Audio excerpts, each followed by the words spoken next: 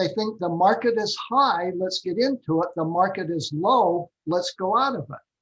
And I says, it should be just opposite. You should be going into the market when it's low, put more money in, buy more because it's on sale.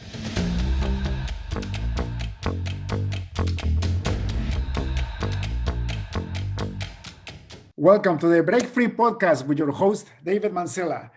Today we have a legend with us, Dan Collings. Brother, how are you? I'm doing great, thank you.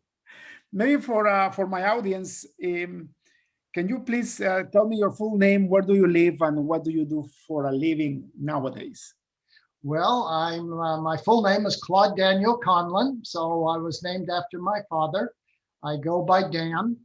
My best friends and family call me Danny because that's what they called me when I was growing up.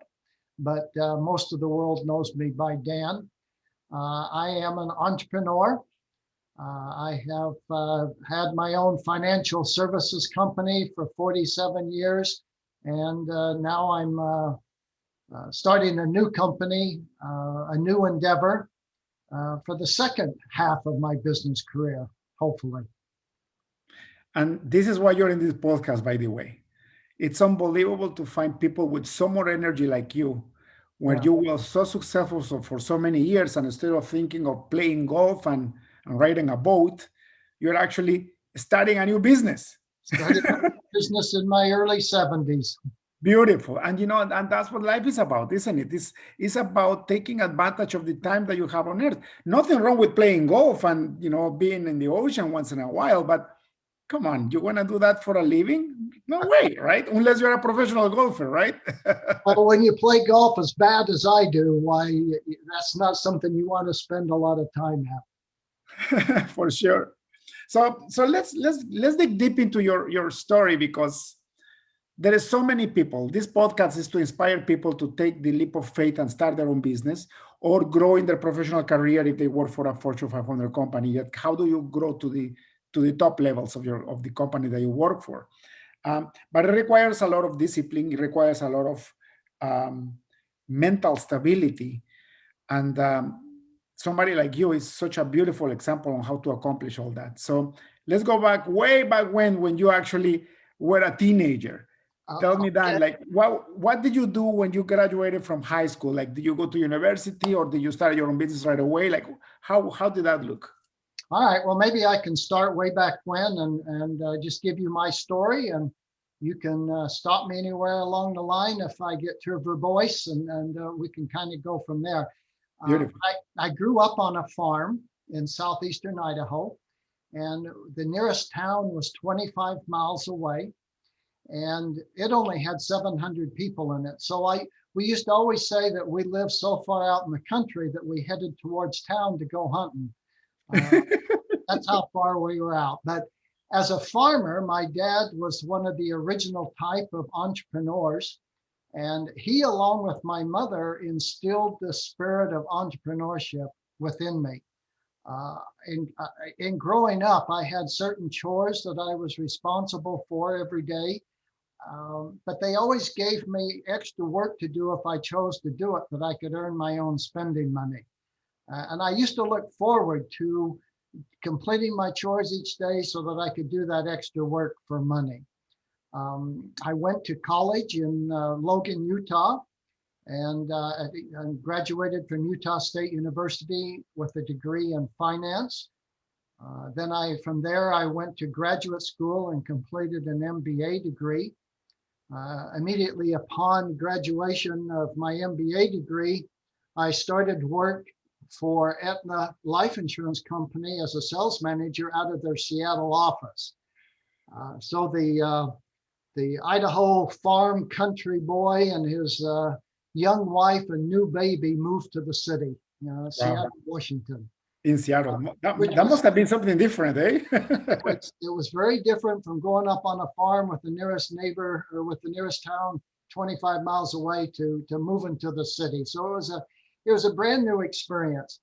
And as a sales manager for Aetna Insurance Company, as a corporate manager, I had certain roles and responsibilities for which I was paid a salary. But Aetna gave me the opportunity of working extra hours if I chose to do so, prospecting and selling insurance for a commission. And in fact, it was this opportunity to earn extra income that attracted me to Aetna in the first place. It was a continuation of the entrepreneurial spirit that my parents taught me on the farm. Mm-hmm. I was with Aetna for about 2 years, working as a corporate manager during the day, selling insurance and other investments at night.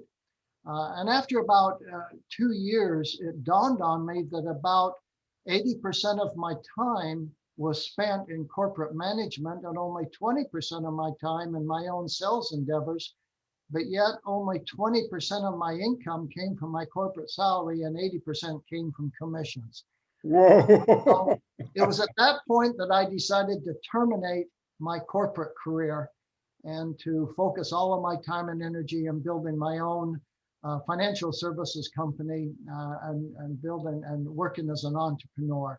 And it worked out well for me. Over the next 45 years, I was able to build a very successful financial advisory firm, which I sold a couple of years ago, and then building hopefully another company doing something different. That's where I'm at right now. So, Dan, that is such a beautiful story, and congratulations. And it's amazing that you honor what your parents taught you, because exactly what this company gave you was the same as your parents gave you, right? Like that opportunity to work a little bit harder to earn an extra money. And turns out that little bit was a lot more than your full-time job. yeah, that's Right? the way it worked out. That's great. So were you able to bring your clients with you when you started? Like when you say, guys, you know what, find another manager. I'm just going to do this full time now. I'm going to become my own boss. Were you able to bring your current clients with you? Are you talking about 45 years ago? Yep. Yeah. Yeah. In fact, I maintained my relationship with Aetna. I just wasn't on salary. I was not a manager for them. I was a sales rep. So I wasn't on salary, I was straight commissions, but I was still affiliated with Aetna. And the agency manager, he was fine with me giving up management, because it's always easier to find a young sales manager to do that type of work, and much harder to find a good salesperson. So he was fine with me moving into starting my own financial service business, because I still place business through them. Mm-hmm. So I worked, do you want me to spend a little time as to how I started in that financial services business and what? You know what? I would love to, because a lot of the people, including me when I was starting up, is like, I know that I can add value, but I don't know how to find people that are willing to buy my products or services. Like, yeah. That lead generation piece, the sales part is for a lot of people is where they get frozen. They're like, my God, like in my case, I knew how to write beautiful programs, and I knew like I could save money to a lot of companies, but I didn't know how to go and knock on the door and actually say, by the way, I can do this very good for you. You know, yeah. Like how did that happen? All right. Well, that's an interesting story in and of itself, because I'm the firm believer that you can have a great product, you can have a great sales presentation, but if you don't have anybody to tell it to, it doesn't make any difference. So the real hard part is finding the people to tell it to. So right after I made the decision to go in on my own, I came into the office one morning, and the agency manager called me into his office as I came in, and he says, Dan, I've got a hot list of prospects for you. These are golden prospects, a hot list of prospects. He says, I put them on your desk in your office. So I went in my office and I didn't see anything. And so I went back to the agency manager and I says, well, I don't see this hot list of prospects. And he says, oh yeah, it's on your desk, go look. And I went back, and the only thing on my desk was a telephone book, and it was the yellow pages. It was turned to hospitals. What the agency manager wanted to do was he wanted to open up the hospital marketplace in the Seattle metropolitan area and open up selling retirement programs to the hospital and then to the hospital employees, the pension plan, the retirement program. And so he says, yep, there's your hot list of prospects. There's the listing of every hospital in the entire Northwest. He says, I want you to contact them and sell them the retirement program. So I started doing that, and I was just cold calling, and I got absolutely nowhere with the big hospitals in downtown Seattle, which is where I started. They all had their own retirement plan broker. And in fact, one major broker in Seattle, a big brokerage firm, had the Washington State Hospital Association endorsement. So everybody had them. He had a lock on all of the hospitals.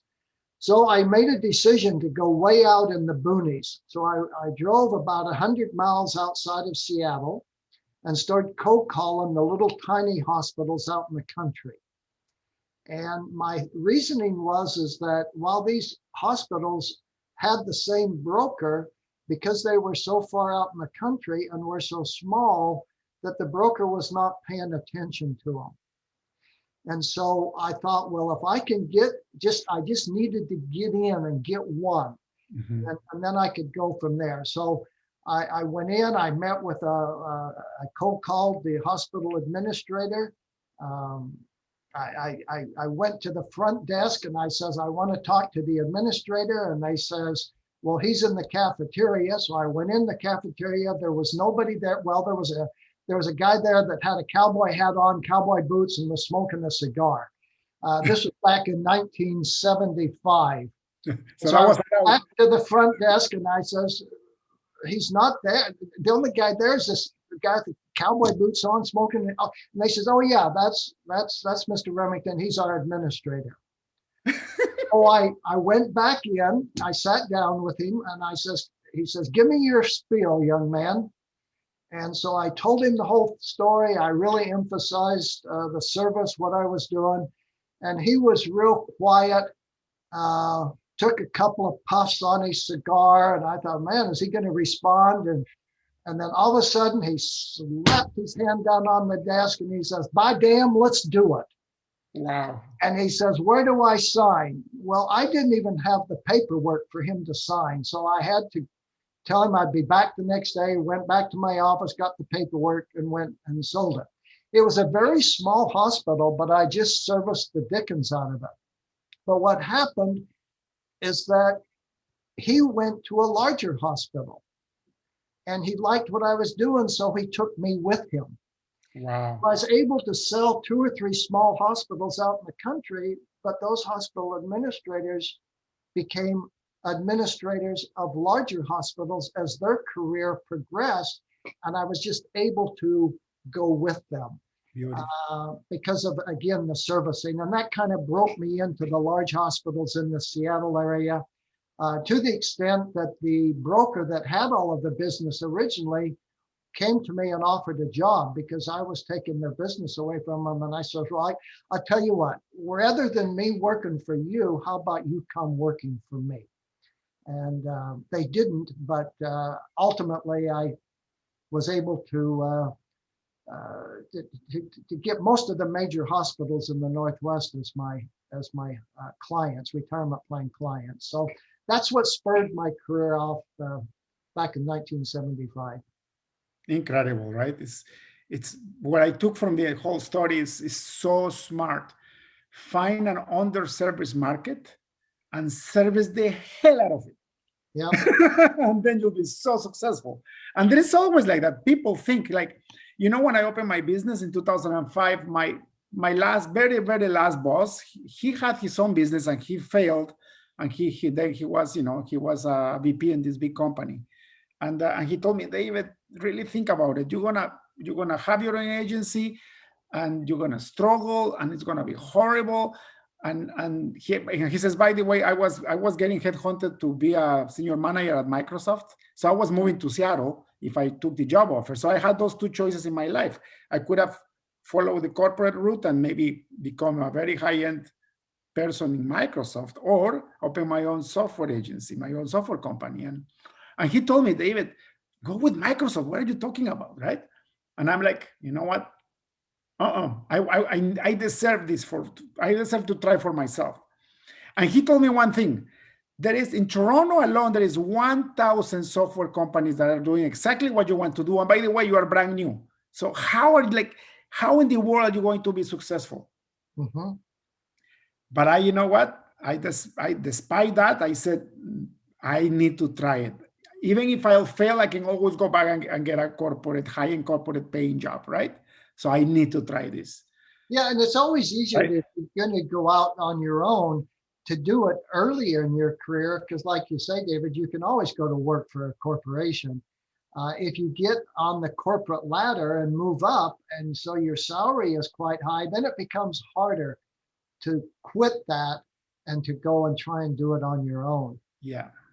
So that was my reasoning when I first came out of college, rather than working for somebody that I knew that I had been living on very little income going to school. So going used to it. business for myself, I was used to it. So yeah. That's key. See, I did it the wrong way. I went up all the way up to the corporate ladder. I was very high in management, zero management positions, and then I took the job. That takes a great deal of courage and guts to do that. But I was at a point in my life where I was just turning 35, I think, and I was thinking, if I don't do this now, I will never do it. Right. And I had it inside of me. I had that thing, and I wish back then they had podcasts like this. I wish all I did was read a couple of books, but there was nothing that I could consume on the internet that will actually enable me to do it, or at least I didn't find anything, right? Mm-hmm. Actually, this is why I made this podcast, to inspire people like I was back then, right? Yeah. But a quick question, Dan. When did you get your first employee, and how was that decision making when you thought, you know what, this is a lot of work for me, I need to get organized? Well, I was working on my own, doing everything, because I couldn't afford anybody. Mm-hmm. And then I went to a $1 Million Roundtable meeting, and they basically said that hiring a staff person is not an expense, it's an investment. And you don't have time to recruit, hire, and train a good administrative person. What you need to do is to go find one and steal them. And I come back and I told my agency, well, in fact, my agency manager was at that same meeting, and he says, Dan, I really think you need to hire somebody so that you can expand your efforts. And I says, well, you know what they said, that you don't have time to recruit, train, and to train them. You need to find one. And he says, yeah, I believe that. You need to find one and then just, and I says, well, I found one. And he says, really? Who is it? And I says, it's your secretary. And that kind of took him back, because he had this secretary and she was great. And I says, I found a good one and I don't have to train. She's already trained and I want to hire her. And I put him on the spot and he just kind of laughed and he says, okay, go for it. And so his secretary was the first one that I hired, and she was with me for 30 years, I guess. And she worked out exceptionally well. And then I made a big sale and I needed some sales reps. So I hired some sales reps, and then that cost, because I needed three more administrative people, and then I needed an office manager. And so it just kind of gradually grew from there. But my very first one was the hardest one. But after that, then everything kind of moved forward from there. That's amazing. It's funny. We have a similar story, but in my case, my brother was the one that actually really, really supported my decision to go on business. He's been in business all his life. He probably had one job before, and he's been in business for over 40 years too. So back then, when I did the decision, he was in the middle of his business and, the ups and downs, and he had a very low turn. And when I needed my office manager, he actually couldn't afford his office manager anymore. So I just asked him if I could give her a job, and he said, "Yeah, go ahead." Like, I don't have any money to retain her right now. Now she's been with me for over 15 years. The other thing that helped me too is that I become affiliated with Strategic Coach. And of course, I know you're a member of Strategic Coach. That's how we met. But I became a member of Strategic Coach 27 years ago, a little over 27 years ago. And of course, Dan Sullivan preaches that support staff is an investment. They're not an expense. And you really need to expand yourself so that you can stay within your unique ability and let somebody else do the task that you're not suited for. So that also helped in growing my staff once I became affiliated with Strategic Coach. It's beautiful. Then now let's talk about the hard times. What has been one of the worst problems that you had in your business life, and how do you overcome it? All right. That's relatively easy too. It was right after I made the decision to go out on my own. And I was working in a large hospital. They had open enrollment just once a year. They had open enrollment the first 3 weeks of December. So that's when all of their employees could sign up for the retirement program and make the decisions and so forth. And it was a large hospital downtown Seattle. And there were 2 or 3 other brokers that were involved in that hospital besides myself. Later, that hospital became an exclusive client of mine where I was the only broker. But early on, there were 4 or 5 other brokers. I worked my tail off for that full 3-week time period. I was working 20 hours a day because I was covering all 3 shifts, including the night shift. And I wrote a lot of business during that 3-week time period. And because I could count the commissions in my mind, how much money I made during that 3-week time period, I hadn't received any money yet, but I knew how much money I'd be receiving from those sales that I made in that 3-year time period or 3-week time period. I was just ecstatic. I was so excited.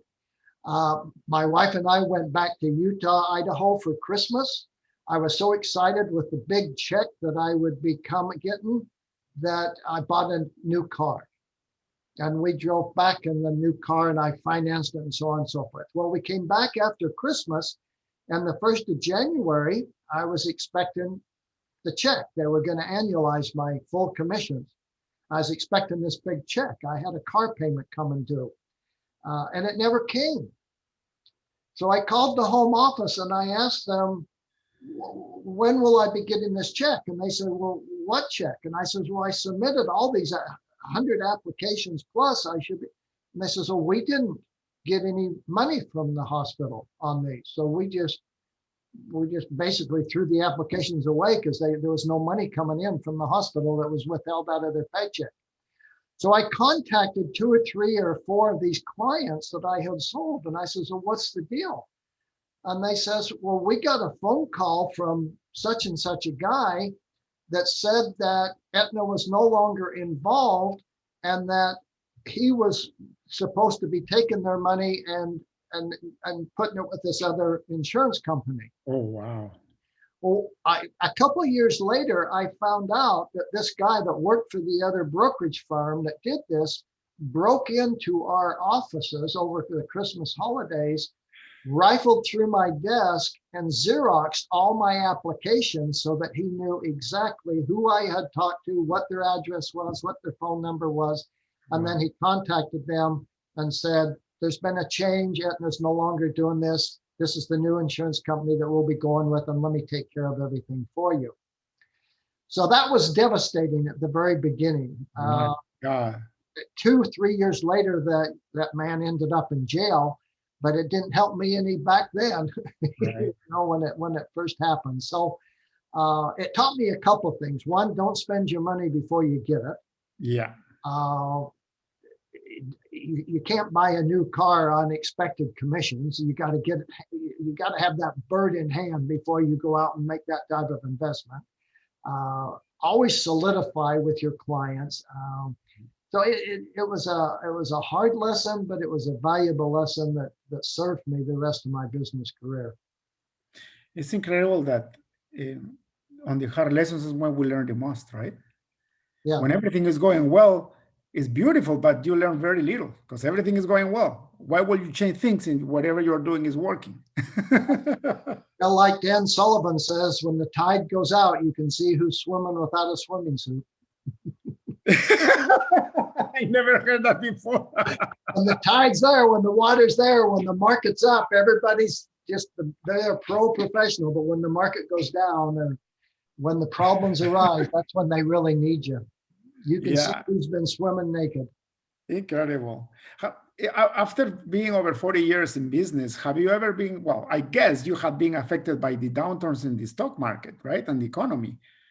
I did, but I really cemented with my clients when I sold my clients because I would tell them, I would prepare them for a down market so that, yeah, the market may be good now, but the down market is it's going to happen and you need to prepare yourself for it. Mhm. So what happened when it did happen, my clients were prepared for it and they didn't panic. I used to always tell them, and to this day, I have some clients that I've had for many, many years that they know Dan's tuna fish joke, or tuna fish story, they call it. And how that came about is that I would say, when you go to Costco and there's tuna fish on sale, and you can buy a case of tuna fish and it's on sale, what is your thought process? Do you buy the case of tuna fish because it's on sale? Or do you say, well, that tuna fish is it's down, it's on sale. I'm not going to buy it now. I'm going to wait till the sale goes off and the price goes up and then I'll buy it. Mm-hmm. And I says, that doesn't make sense, does it? And they say, no, it doesn't make sense. And I says, but yet that's what most people think about the market. They think the market is high, let's get into it. The market is low, let's go out of it. And I says, it should be just opposite. You should be going into the market when it's low, put more money in, buy more because it's on sale. Mm-hmm. Don't wait till it goes up before you go into it. Mm-hmm. And that resonated with my clients. And I used that story hundreds of times. And to the extent that now I had clients tell me, boy, I'm glad I bought that tuna fish when it was low. I'm glad I went into the market when it was on sale. And thank you so much for not allowing me to go out of it when it's down and go into it when it's high. So to come back to your original question, yes, we did have some downturns in the market, but I actually did very, very well during those downturns because my clients were buying more during those downturns. It's important how it's incredible how important education is, right? Yeah. In every business. Like when I go into a new project, we have to educate our clients on how we do business, what's the best thing for them, like how they should actually prioritize and how to make decisions. And the same with yours, right? Like I think every business is the same. Like you did an awesome job training your clients because you're completely right. People just panic. People base their decisions only on emotions. And when they panic and when fear comes in, let's sell instead of actually taking opportunity to actually buy at a discounted price, right? Yeah. Yep, that's entirely correct. So you have to prepare your clients for that. So why did you wait so many years to sell your company? Was it a strategic decision? Did you have opportunities to sell it before? I did, but I wasn't ready to sell it before because it was doing quite well and my company was very, very good to me. But there came a point where I just, after 47 years, I just wanted to do something else. My wife and I love traveling. We go to Mexico a couple of months during the winter time. We have 6 kids, 10 grandkids, almost 4 great grandkids. They live in 6 different states. So we like traveling. And when you have a financial service business, sometimes that would restrict the amount of time that you could travel. Mhm. So it was just time to do something else. And I did not want to retire. Retirement just is not, I'm just not wired. I'm not a good golfer. I, I, I'm not sure what I would do with myself if I retired. Probably drive my wife crazy. But nevertheless, I wanted to do something different. Uh, so that's what led me to starting a new company. Now let's talk about the new company. Number one, congratulations. It's not easy to sell a business. 80% of businesses don't never get sold. They Yeah, just I disappear. did not know that. 80% never get sold, Yeah. right? And after so many years, you were able to sell your practice. And now tell me, what's your new venture? What are you focusing on now? Well, a few years ago, I met someone in Strategic Coach, a man by the name of Gino Wickman, who'd been in Strategic Coach for many years. And he was developing a new concept and a new company where he worked with entrepreneurial companies, instilling an operating system, an interactive, comprehensive operating system for entrepreneurial companies. And it intrigued me what he was doing. And because we were in the same strategic coach class in Chicago, I watched his company grow over the next 10 to 12 years. So that it was a natural fit for me because he works with entrepreneurial companies. He has about 400 plus implementers. It's called EOS. It stands for the Entrepreneurial Operating System. He has about 400 plus implementers worldwide, and they work with, there's over 100,000 entrepreneurial companies worldwide now that operate under the EOS, the Entrepreneurial Operating System. And it's just a natural fit for me wanting to continue working with entrepreneurial companies and helping other entrepreneurs get what they want out of their business, the same thing that I got out of my business. It gives me the flexibility of taking a lot of time off. It gives me the flexibility of traveling. It's not such that, like a financial service business, sometimes you get phone calls while you're on the beach in Mexico because the market is doing some things and they want to only talk to you. With this new endeavor, it allows us to travel because you give quarterly sessions, day-long sessions, and you can schedule them a year in advance. So you can do your planning, your free time, your travel time, and still stay involved in working with entrepreneurial companies. So it's just a natural fit for me right now.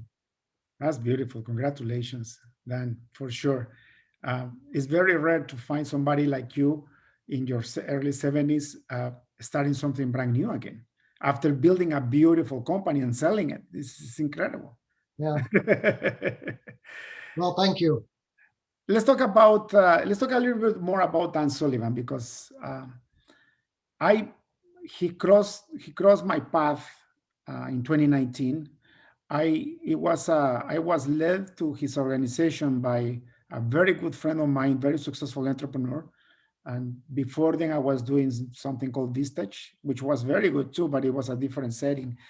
And I didn't want to move. I was happy where I was. And then my buddy told me, you have to go and do it. Dan is not going to be doing this forever. And I didn't know what he meant. And then I realized Dan Sullivan is 75 years old, I think, or even older than that. Yeah, he did his 25-year plan at age 75. It's amazing. So I went in, I just asked for information. They told me it was going to be the last 10X session they were ever going to make. So that worked on me. I'm like, I don't want to get, outside of this. So I signed up, and honestly, it's been one of the best business training experiences that I had in my life. It's incredible. Now, so I've been at it for 2 years, almost 2 years. You've been at it you were like what, 27 years, you said? Yeah, I've been at 27 years now. Now let's talk about that because how much value are you getting from an organization like that to be so loyal for so long, right? Well, I'm one of Dan Sullivan's favorite type of clients, a persistent, slow learner with cash. And that's what he wants. And the thing a couple of things why I've stayed with Strategic Coach. One, I enjoy his content and he changes it constantly. You never get the same thing twice. He's always developing new content, and that's very impressive to me. The other thing I like is that as good as Dan Sullivan is, the real value of attending his classes is the interaction with the other entrepreneurs that are in the class. This is how you and I met Yes. at a strategic coach meeting. It was virtual, but we met in a breakout session. And without strategic coach, I never would have met you and had the opportunity of hearing how you did your business. But you learn a lot from the other entrepreneurs that are at the meeting, and they're very willing to share. And there's no competition. Even those people in Seattle that are part of the Strategic Coach program, they're colleagues. They're not competitors. Yeah. Because if you have that abundance mindset, you have no competitors. Mm-hmm. And that's one of the main things that I learned from Dan Sullivan. So I've just thoroughly enjoyed it over that. I've really bought into his. I drink his Kool-Aid. Yeah, and I think I'm on the same way track as you are. That whole concept of removing the word competition from your mind, it was very hard for me, but it's actually the truth. If you go into an abundance mindset, you don't have competition, you have colleagues, you have cooperation. And I'm in the stage in my life where all I want to do is co-create with other people. One of my best friends at Coach has exactly the same business as I have. So outside of Coach, people could look at us as direct competition, but what do? We collaborate, we co-create. Because there is more than enough for everybody. And that's what people don't get, right? People always think competition, like the guy that stole your contracts, what you sold, he was in scarcity mindset. If he had the ability to steal something like that and convince people to move to his agency, just like that, by showing paperwork, imagine what he could have done if he could have applied that in an honest way. Yeah. Right? Yeah. Instead, he ended up being in jail. The same energy, but the energy was transmuted in the wrong path, right? Yeah. That's fantastic, Dan. Quick question. Let's talk about books. Do you have one or two books that really changed your professional life for the better? Well, I know when I first started out, I read all of those Think and Grow Rich and all of those types of books that were inspiring to me there. Now I read a lot of self-help books, business books. I belong to a book club, so that takes a lot of my reading time, is just to stay current on the books that we choose for our book club. I'm reading a lot of background books now to help me train to be an EOS implementer. Mm-hmm. Gina Wickman has written 5 or 6 books, and so a lot of I've read them a couple of times, all of them, and some of them 3 times.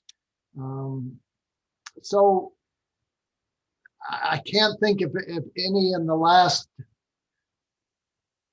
Of course, Dan Sullivan writes a book every quarter, so I read all of his books. Yeah, and they're pretty good too, eh? Yeah, so those are pretty good. So, but that's kind of describes my reading ability, or my reading habit, I guess. I found that, when I started reading books, I always read technical books for my software engineering path, but I never read business books or self-help books. And it was in 2013 when I finally took a leadership course that they made me read 32 books. Half of them were business, half of them were personal development and leadership books, and completely changed the way I saw the world.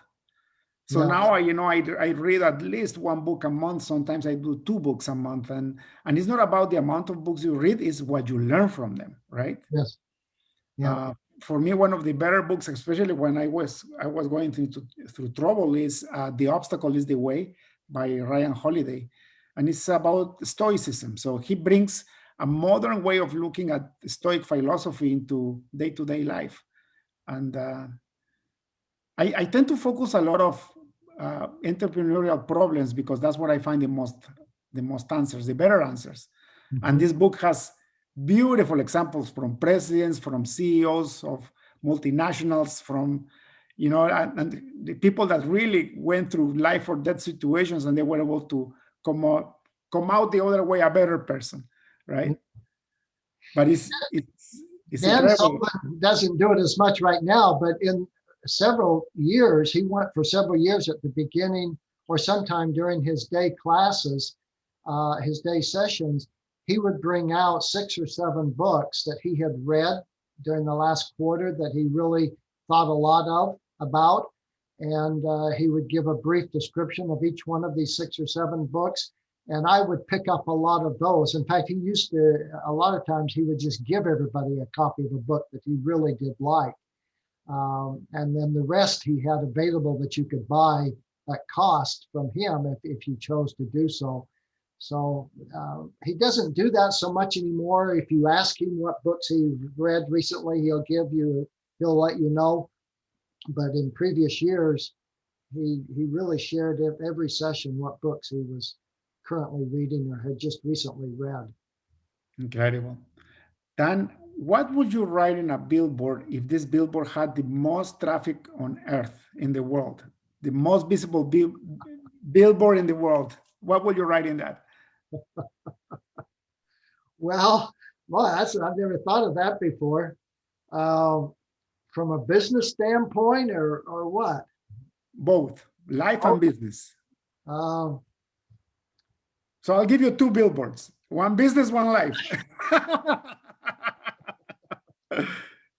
Well, the life would be I'm a fairly religious person and I'm very family oriented.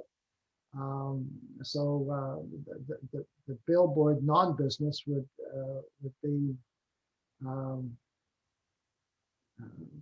get to know God and stay close to your family.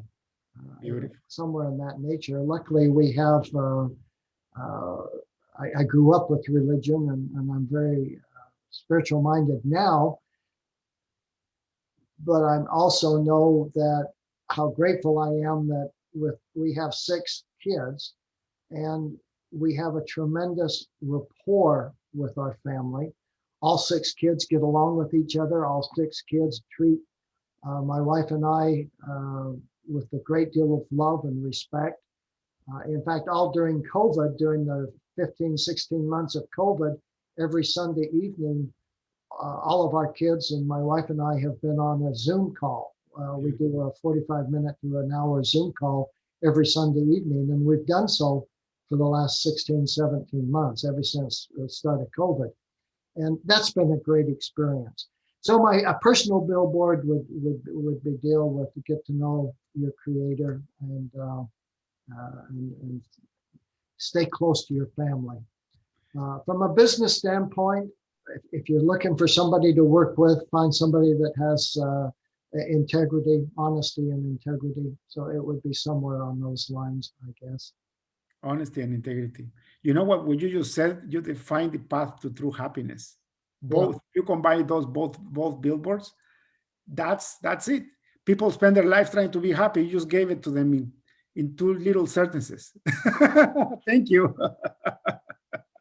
Well, you know the old story, and this has always been a struggle for me because I'm very competitive and very